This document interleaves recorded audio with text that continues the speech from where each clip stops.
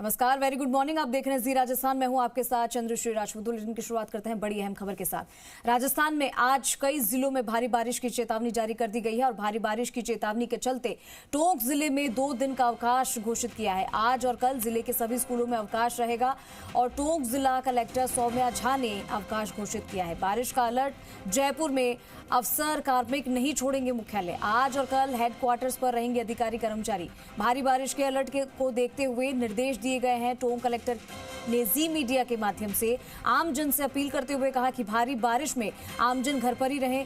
कच्चे घरों और दीवारों से दूर रहने की अपील जिला कलेक्टर ने की है।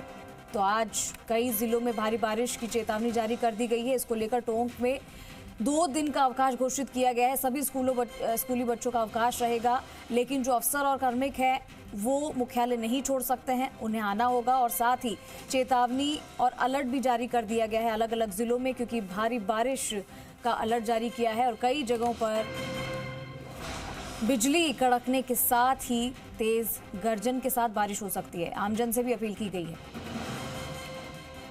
2 बजे तक 312 mm बारिश हो चुकी थी। सेकेंड हाईएस्ट बारिश हमारी दूनी में हुई है 173 mm के साथ, और थर्ड हाईएस्ट पीपलू में हुई है। तो पीपलू, मालपुरा और टोडा रायसिंग की जो पंचायतें हैं, स्पेसिफिकली वो 11 पंचायतें जो टोंक में आती है, यहाँ पे अत्यधिक बाढ़ वाली स्थिति उत्पन्न हो रही है। इसीलिए मेरी सभी नागरिकों से अपील है, कृपया अपने अपने घर के अंदर ही रहें, अभी बाहर ना जाएं। अपने पशुओं को भी अंदर रखें, अपनी गाड़ियां भी अंदर पार्क करें। यदि आपके कच्चे मकान हैं या कच्ची दीवारें हैं तो उसको फिलहाल छोड़। और हमारे साथ पुरुषोत्तम जुड़ चुके हैं हमारे सहयोगी। तमाम जानकारी के लिए सीधा उनका रुख करेंगे। पुरुषोत्तम, राजस्थान में कई जिलों में भारी बारिश की चेतावनी जारी की है। आज और कल स्कूली बच्चों की छुट्टी की घोषणा भी कर दी गई है। क्या कुछ मौसम विभाग के द्वारा कहा गया है? कहां कहां अलर्ट जारी किया गया है? जी देखिए, बिल्कुल खासकर टोंक की बात करें तो टोंक में रेड अलर्ट जारी किया गया था। लेकिन राहत की खबर यह है कि पिछले 12 घंटों से टोंक जिले में बारिश नहीं हुई है। कल शाम से ही बारिश का दौर थमा हुआ है और उसके बाद अब राहत की सांस ये है कि जिस तरीके से जो पानी उफान पे आया था, छोटे कच्चे बांध, तालाब जो उफान पे आए थे, अब उनका पानी थोड़ा धीमा हुआ है। गाँव के इलाकों, ग्रामीण इलाकों के अंदर रात भर दहशत के साए में लोगों ने अपनी जिंदगी काटी है। लेकिन राहत की बड़ी ये खबर थी कि रात भर बारिश नहीं हुई। उसके बाद में अब स्थिति कंट्रोल में है। लेकिन अगर कल की बात की जाए तो कल दिन भर में जिस तरह से जो मूसलाधार बारिश हुई, वो मूसलाधार बारिश राजस्थान के इतिहास में अपने आप में बड़ा रिकॉर्ड थी कि जो पूरे मानसून में बारिश होने वाली थी, वो एक दिन में बारिश हुई। इस तरह के हालात हुए, खासकर मालपुरा, टोडा रायसिंग, दूरी और पीपलू इलाके के अंदर। जिस तरह से जिला कलेक्टर सौम्या झा ने बताया कि जो बारिश हुई उसके बाद में कई तालाब टूट गए हैं, कई तालाबों पर चादर चल गई है, छोटे बांध थे वो ओवरफ्लो हो गए हैं। उसके बाद में तमाम इलाकों के अंदर एक अलर्ट जारी किया गया।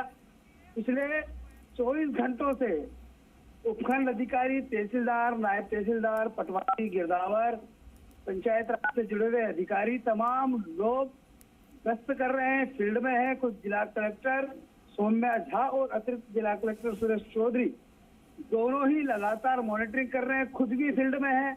अधिकारी भी फीडबैक ले रहे हैं और स्थानीय जो जनप्रतिनिधि हैं उनसे भी फीडबैक लिया जा रहा है। लोगों को सुरक्षित स्थानों पर रखा गया ताकि रात भर में तो जनहानि, तो मालहानि ना हो। जिस तरह से मौसम विभाग ने अलर्ट जारी किया था कि टोंक जिले के अंदर रेड अलर्ट है, और उसके बाद ये चेतावनी जारी की गई थी कि अगले 24 घंटों में मूसलाधार से भी ज्यादा अत्यधिक प्रेशर वाली बारिश होने की संभावना है। ठीक है, लेकिन ठीक है पुरुषोत्तम। दीपक भी हमारे साथ जुड़ चुके हैं। दीपक गोयल हमारे साथ जुड़े हैं। पुरुषोत्तम, आपके पास फिर से लौटूंगी। दीपक, कई जिलों में अलर्ट जारी कर दिया गया है, चेतावनी जारी कर दी गई है, कई स्कूलों को अवकाश घोषित कर दिया गया है क्योंकि बारिश बहुत तेज पड़ रही है इस बार। और मानसून जब आया है तब अपने साथ खूब सारी बारिश लाया। लोगों के चेहरे तो खिले हैं, लेकिन आमजन इससे भी परेशान है कि ये बारिश उनके लिए आफत बनती जा रही है कहीं ना कहीं।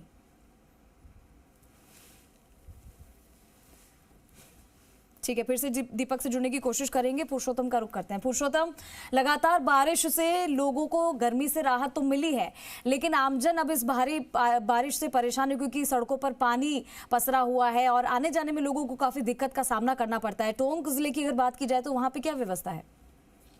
बिल्कुल, जिस तरह से टोंक जिले की बात की जाए तो पिछले कई दिनों से बारिश का इंतजार किया जा रहा था, लेकिन जब बारिश आई राहत के साथ आफत ऐसी लेके आए कि गांव के किसान और शहर के आमजन इससे परेशान हो गए। जो सड़कें थी वो दरिया बन गई, जो ड्रेनेज सिस्टम था वो पूरी तरह से फेल हुआ। चाहे टोंक नगर परिषद की बात की जाए या नगर पालिकाओं के इलाकों की बात की जाए, खासकर नई जो नगर पालिका दूनी बनी है वहां पर भी यही स्थिति थी कि पानी का जल भराव ऐसा था कि सड़कें दरिया बन गई, खेत जलमग्न है।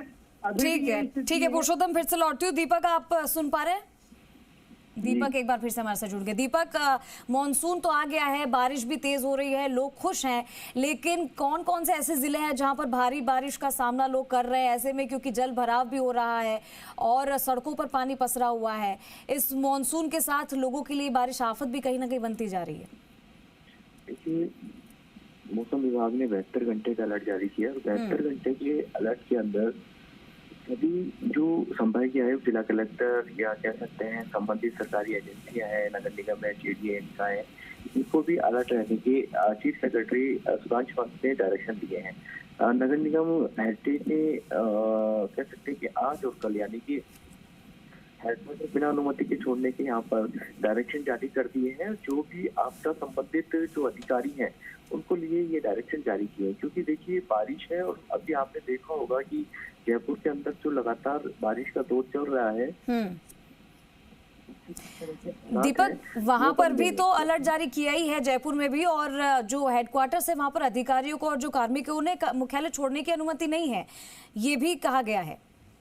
बिल्कुल, जयपुर नगर निगम हेरिटेज के जो कमिश्नर हैं अभिषेक सुराना, उन्होंने एक आदेश जारी की, ऑर्डर निकाला है। उसमें कहा गया है कि बिना अनुमति के जो आपदा संबंधी जो अधिकारी हैं आपदा और वो हेडक्वार्टर नहीं छोड़ेंगे। इतना ही नहीं कि जयपुर में बारिश तो आई है, देखिए लोगों के चेहरे खिले भी हैं, लोगों को बेसब्री से इस बारिश का इंतजार भी था, लेकिन ये बारिश जब आती है तो जो हमारा सिस्टम है, जो हमारा जो लचर सिस्टम और जो नाकाम सिस्टम जिसे कायम रखते हैं, उसके कारण लोग इस बारिश के कारण परेशान होते हैं। इस बारिश के पानी से, जल भराव से, जगह जगह सड़कें फुटने से, सड़क धंसने से, इसके अलावा नाले ओवरफ्लो होने से, ये तमाम जो चीजें हैं इनसे लोग परेशान भी होते हैं। कई लो लाइन एरिया जहाँ पर है वहाँ जो लोग वहाँ रहवासी हैं उनको सबसे ज्यादा दिक्कतों का सामना करना पड़ता है। वहाँ पर निकासी नहीं है, आधे शहर के अंदर की आबादी बढ़ती जा रही है, शहर बढ़ता जा रहा है और ड्रेनेज सिस्टम नहीं होने के चलते जो पानी है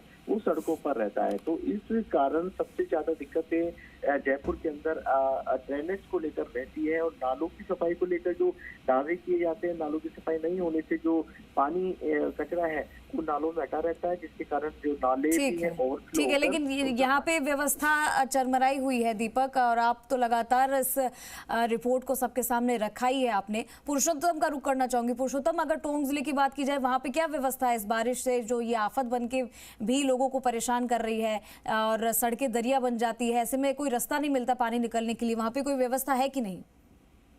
जी देखिए, बिल्कुल चंद्र सिंह की जिस तरह से अभी दीपक बता रहे थे कि क्या जहाँ व्यवस्थाएं होती है, दरअसल यही हालात टोंक के हैं जहाँ नालों की सफाई करने के लिए करोड़ों रुपए खर्च कर दिए जाते हैं, लेकिन स्थितियां वही ढाक के तीर पाते, वो नाले ना तो सफा हो पाते हैं और ना ही उन नालों की सफाई नहीं होने से पानी की निकासी हो पाती है। हालात ये है कि जो नियमानुसार इन नालों की सफाई होनी चाहिए, एक नालों की सफाई होने का एक वैज्ञानिक तरीका है, लेकिन जिससे तलछटी सफाई कहा जाता है, लेकिन इन नालों की तलछटी सफाई पिछले शायद ही कई सालों से हुई हो।